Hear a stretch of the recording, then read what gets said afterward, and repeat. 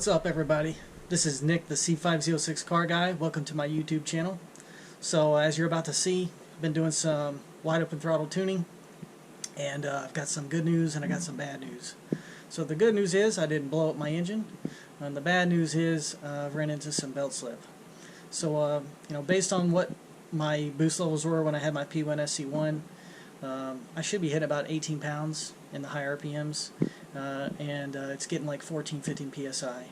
And I can see my boost needle kind of dancing, and and I also smelt, I could smell the belt. So I got the car home and started looking at it, and there's dust everywhere. So I'm gonna show you exactly what I'm gonna do about that.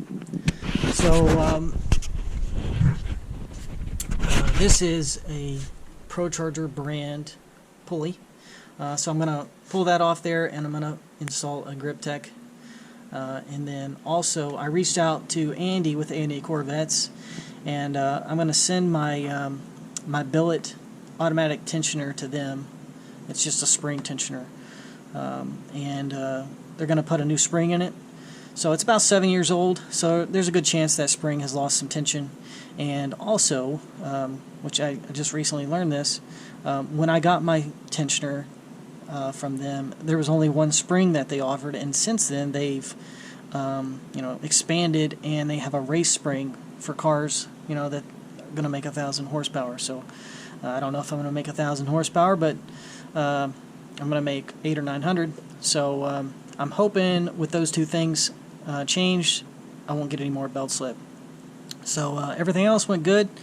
It felt strong with conservative timing. I got like 11 degrees in it, and 14-15 pounds of boost. It felt good.